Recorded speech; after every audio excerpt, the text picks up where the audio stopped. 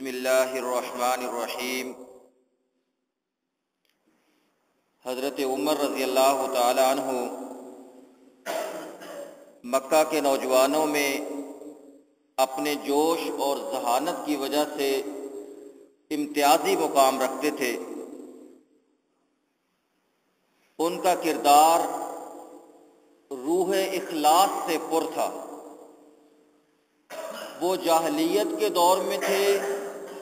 تب بھی وہ پورے اخلاص کے ساتھ تحریک اسلامی کی مخالفت کے لیے کھڑے تھے، اور جب ان پر حقیقت کھل گئی اور ان کی فطرت سلیمہ سے پردے اٹھ گئے تو بھی شان اخلاص کے ساتھ تحریک اسلامی کے علمبردار بن کر کھڑے ہوئے۔ اگرچہ ان کا جوش مخالفت طوفانی انداز رکھتا تھا، مگر ان کی ذہانت اور ان کی اچھی فطرت برابر اس روشنی کو اپنے اندر جذب کر رہی تھی، اس نور کو محسوس کر رہی تھی جو نبی صلی اللہ علیہ وآلہ وسلم کی دعوت اور آپ صلی اللہ علیہ وسلم کے ساتھیوں کے صبر اور استقامت کی وجہ سے مکہ کے اندر پھیلا ہوا تھا۔ اور حضرت عمر رضی اللہ تعالیٰ عنہ حالات کے اس بڑھتے اور گھٹتے، اوپر چڑھتے اور نیچے آتے ماحول سے اثر انداز ہو رہے تھے، متاثر ہو رہے تھے، اور یکے بعد دیگرے کئی واقعات ایسے ہوئے کہ جنہوں نے حضرت عمر رضی اللہ تعالی عنہ کے دل کو قبول اسلام کے لیے تیار کر دیا۔ ایک طرف تو روز دعوت حق کے چرچے ان تک پہنچتے ہوں گے، اور دوسری طرف دعوت حق کے مخالفین کی پست ذہنیت ان کے سامنے آتی ہوگی، اور پھر ایک طرف وہ اس کردار کو دیکھتے ہوں گے جو محسن انسانیت صلی اللہ علیہ وآلہ وسلم اور آپ کے رفقاء پیش کر رہے تھے، اور دوسری طرف انسانی سیرت کی وہ تاریکیاں کو جو اس دعوت کے مخالفین کے کس وجہ سے ان کے سامنے تھی، ان کو وہ دیکھ رہے تھے۔ ہر صبح اور ہر شام یہ منظر ان کی نگاہوں کے سامنے تھے، لیکن کچھ خاص واقعات بھی ہوئے جس کی وجہ سے حضرت عمر رضی اللہ تعالی عنہ وہ دین اسلام کی طرف راغب ہوئے۔ مثلا ام عبداللہ بنت ابی حشمہ ہجرت کی تیاریاں کر رہی تھی کہ نبی حضرت عمر رضی اللہ تعالیٰ عنہ ان کے ہاں پہنچ گئے۔ انہوں نے کہا کہ ام عبداللہ معلوم ہوتا ہے کہ مکہ چھوڑنے کی تیاری ہے، تو ام عبداللہ نے جواب دیا کہ ہاں بخدا ہم خدا کی زمین میں ہجرت کے لیے نکل کر جانے والے ہیں،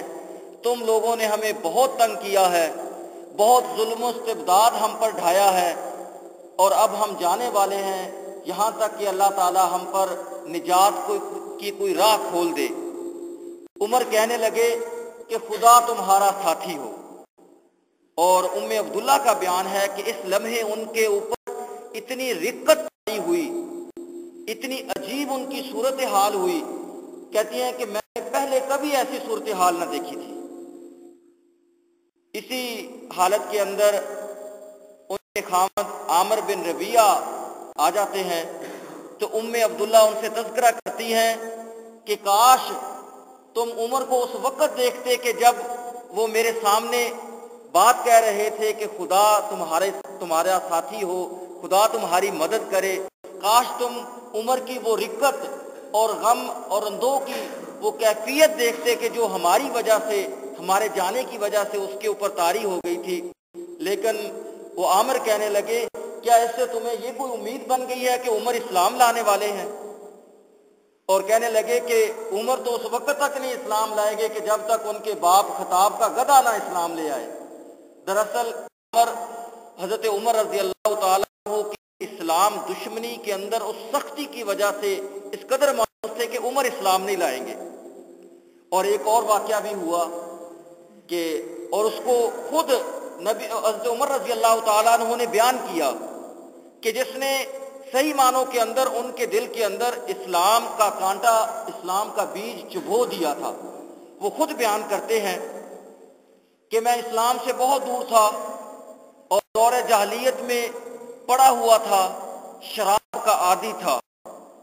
اور شراب سے رغبت تھی، اور ہماری محفل حضورہ مکہ کا ایک بازار ہے جو کہ اب مسجد حرم میں شامل ہو چکا ہے، اس جگہ ہماری محفل جمتی، مکہ کے سردار آتے اور ہم مل کر شراب پیتے۔ ایک رات میں انہی ہم نشینوں کی کشش کے اندر اس مجلس میں پہنچا، لیکن وہاں پر ان کو نہ پایا۔ ان کو تلاش کیا تو کوئی بھی میرا شراب نوش ساتھی مجھے نہیں ملا، تو مجھے ایک اور شراب فروش کا خیال آیا کہ میں اس کے پاس جاؤں۔ اس کے پاس گیا تو اتفاق سے وہ بھی نہ ملا، تو میرے ذہن میں خیال آیا کہ چلو کعبے کا رخ کرتے ہیں، وہاں جا کر 7 یا 70 طواف کرتا ہوں۔ کہتے ہیں میں کعبے کے پاس پہنچا تو دیکھتا ہوں کہ حضور صلی اللہ علیہ وآلہ وسلم کھڑے ہیں اور نماز پڑھ رہے ہیں، اور آپ رکن اسود اور رکن یمانی کے درمیان کھڑے ہو کر نماز ادا کر رہے ہیں۔ کہتا ہے کہ میرے دل میں خیال آیا کہ بخدا اس کلام کو سنوں تو صحیح، اس کتاب کو سنوں تو صحیح۔ کہتے ہیں کہ میں نے چھپ کر سننا شروع کر دیا، اور میں خانہ کعبہ کے غلاف کے اندر چھپ گیا اور آہستہ آہستہ سرکتا نبی صلی اللہ علیہ وسلم کے بالکل قریب پہنچ گیا۔ اور پھر وہ ایک موقع تھا کہ جب میرے اور نبی صلی اللہ علیہ وسلم کے درمیان صرف غلاف کعبہ ہی حائل تھا، اور آپ صلی اللہ علیہ وسلم تلاوت کر رہے تھے اور میں سن رہا تھا، اور جب میں نے قرآن سنا تو میرا دل پگھل گیا، میری آنکھیں ڈبا گئیں، اور اسلام اسی لمحے میرے اندر آ گیا۔ یہ حضرت عمر رضی اللہ تعالیٰ عنہ کی کیفیت تھی کہ جن واقعات سے گزر کر آپ نے اسلام قبول کیا، اور آپ نے قرآن پاک کو براہ راست سنا، قرآن کی دعوت کو اپنے کانوں سے بغور سنا اور اسلام قبول کیا۔ قرآن کی مخالفت کرنے والے اور بھی لوگ ایسے تھے کہ جن کے اندر مکہ کے بڑے بڑے اکابر شامل تھے کہ جو چھپ کر قرآن سنا کرتے تھے۔ وہ ان کا تجسس ان کو کھینچ لاتا تھا کہ اس نغمہ آسمانی کو سنیں۔ اسی طرح، اور حالانکہ وہ برسر عام اعلان کیا کرتے تھے، لوگوں کے سامنے کہتے تھے فی قلوبنا فی اکنۃ، ہمارے دلوں کے اوپر تو پردے چڑھے ہوئے ہیں۔ وہ کہا کرتے تھے وفی آذاننا وقر، ہمارے کان تو بہرے ہیں کہ ان کے اندر قرآن نہیں پڑھتا، لیکن وہ چھپ چھپ کر سنا کرتے تھے۔ مثلا ایک ہی رات کو ابو سفیان بن حرب، ابو جال بن حشام اور اخنس بن شریق چھپ کر حضور صلی اللہ علیہ وآلہ وسلم کے گھر کے قریب آپ صلی اللہ علیہ وسلم کی تلاوت قرآن پاک پڑھنا سن رہے تھے۔ جب واپس ہونے لگے تو تینوں کی آپس کے اندر ملاقات ہو گئی، دیکھ کر شرمائے اور کہا کہ یہ ہمارا کیا معاملہ ہو گیا۔ پھر انہوں نے آپس کے اندر وعدہ کیا کہ آئندہ ہم کبھی قرآن نہیں سنیں گے، کہیں ہمارے دوسروں نے دیکھ لیا، عوام نے دیکھ لیا تو وہ ہمارے اوپر بدظن ہو جائیں گے اور ہم سے کہیں گے خود قرآن سنتے ہو، ہمیں قرآن سے روکتے ہو۔ لیکن دوسری رات ہوتی ہے تو پھر تینوں چھپ چھپا کر جو ہے وہ نبی صلی اللہ علیہ وسلم کی تلاوت کلام پاک سنتے ہیں، پھر ان کی آپس کے اندر ملاقات ہو جاتی ہے، اور پھر وہ وعدہ کرتے ہیں کہ اب نہیں سننا، اور تیسری رات پھر یہی معاملہ ہوتا ہے۔ جب تیسری رات یہ معاملہ ہوتا ہے تو ابو جال جو ہے وہ تنک کر کہتا ہے، وہ جوش سے کہتا ہے، کہنے لگا کہ ہم اور بنو عبد مناف ہمیشہ ایک دوسرے کے حریف رہے ہیں، دونوں علیحدہ علیحدہ قبیلے تھے، ایک دوسرے کے مد مقابل رہے ہیں۔ کہنے لگا کہ انہوں نے مہمانداریاں کی تو ہم نے بھی کی، انہوں نے نذرانے دیے ہم نے بھی دیے، انہوں نے سخاوت کی ہم نے بھی کی،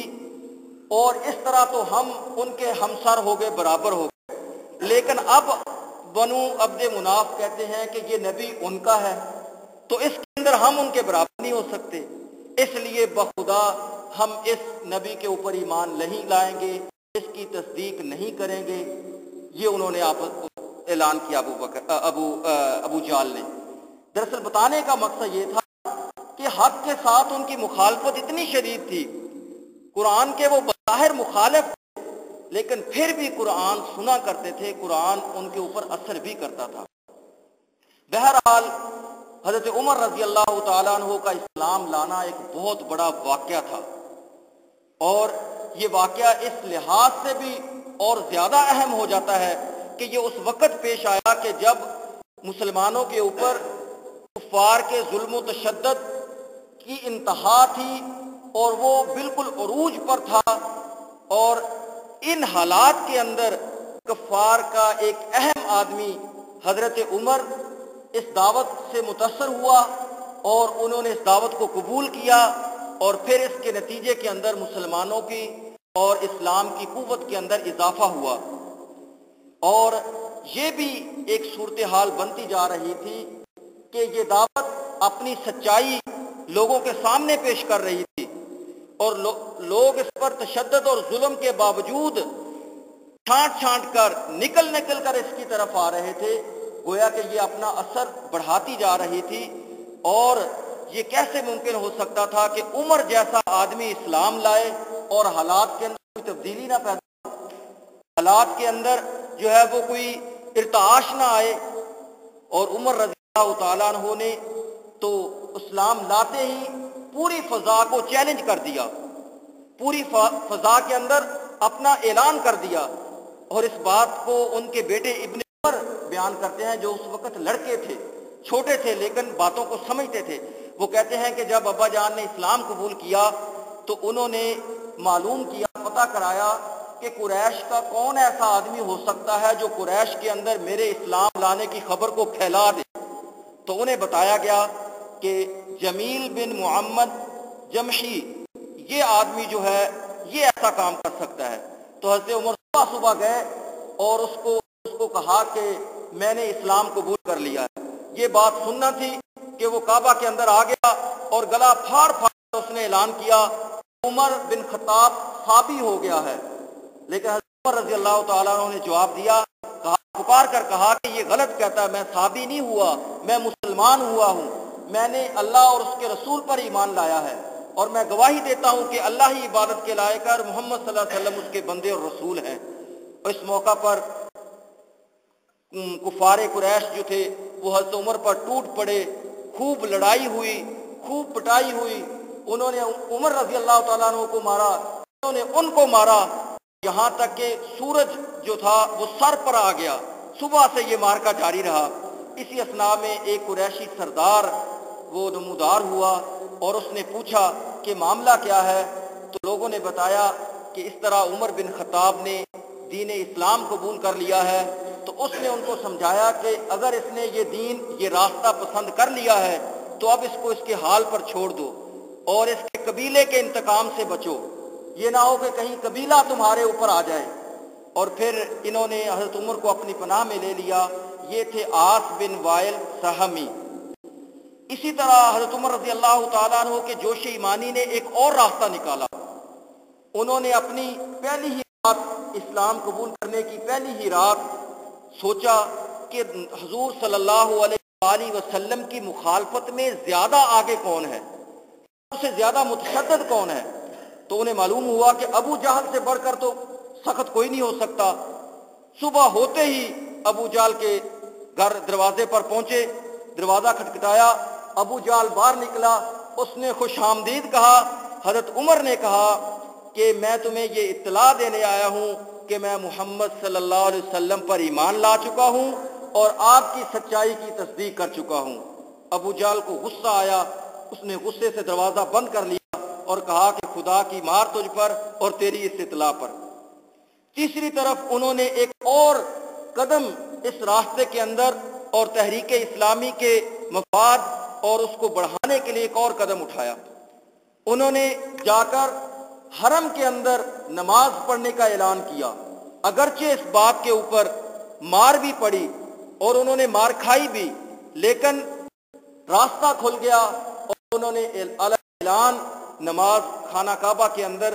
ادا کی۔ عبداللہ بن مسعود کہتے ہیں کہ عمر کے اسلام لانے سے پہلے ہم یہ قدرت نہ رکھ دیتے کہ اس طرح علل اعلان خانہ کعبہ کے اندر جو ہے وہ نماز ادا کر سکیں، لیکن عمر کے اسلام لانے کے بعد ہم نے جو ہے علی الاعلان خانہ کعبہ کے اندر نماز ادا کی۔ اسی طرح کا معاملہ حضرت حمزہ رضی اللہ تعالیٰ عنہ کا بھی تھا۔ یہ مکہ کے انتہائی ذہین، شجاع، بہادر اور اثر و رسوخ رکھنے والی شخصیت تھی، اور حضور صلی اللہ علیہ وآلہ وسلم کے جو چچا تھے ان میں سے ابو طالب کے بعد یہ حمزہ ہی تھے کہ جو اگرچہ اسلام نہیں لائے تھے لیکن اپنے بھتیجے سے بڑی محبت رکھتے تھے۔ اور عمر میں بھی یہ بھی ایک اتفاق تھا کہ عمر میں بھی حضرت حمزہ نبی صلی اللہ علیہ وسلم سے 3 یا 4 برس ہی زیادہ بڑے ہوں گے، چنانچہ یہ ہمجولی ہی قرار پائے، اور چچا بھتیجا کا تعلق بھی تھا اور دوستی والا معاملہ بھی تقریباً تھا۔ ایک دن کی بات ہے کہ صفا کی پہاڑی کے پاس ابو جال نے حضور صلی اللہ علیہ وسلم پر دست اندازی کی، آپ پر جو ہے وہ ہاتھ اٹھایا اور برے بھلے الفاظ حضور صلی اللہ علیہ وسلم کی شان کے اندر بولے، اور نبی صلی اللہ علیہ وآلہ وسلم نے صبر کے ساتھ اس اذیت کو برداشت کیا، کوئی جواب نہ دیا۔ اتفاق سے عبداللہ بن جدعان کی لونڈی نے یہ سارا ماجرا دیکھ لیا، اور حضرت امیر حمزہ رضی اللہ تعالی عنہ جو تھے وہ شکار پر گئے ہوئے تھے، واپس آپ پہنچتے ہیں تو ابھی تک کمان ان کے کاندھے پر ہی ہے کہ وہ لونڈی بیان کرتی ہے کہ اے حمزہ،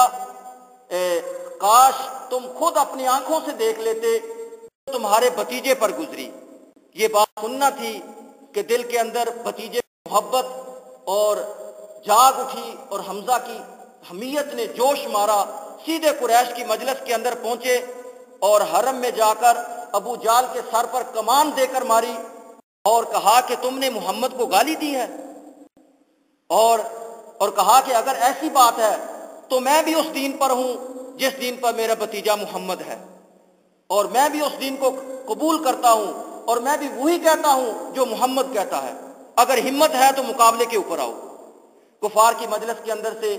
بنو مخزوم کا ایک آدمی ابو جال کی حمایت کے لیے اٹھا تو ابو جال نے اس کو روک دیا اور کہا کہ میں نے تو واقعی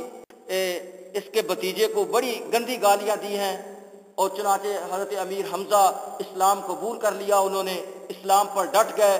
اور کفار قریش نے محسوس کر لیا کہ اب اسلام کی طاقت اور بڑھ گئی ہے۔ رب صلی وسلم دائما علی عبدک و حبیبک صلی اللہ علیہ وآلہ وسلم۔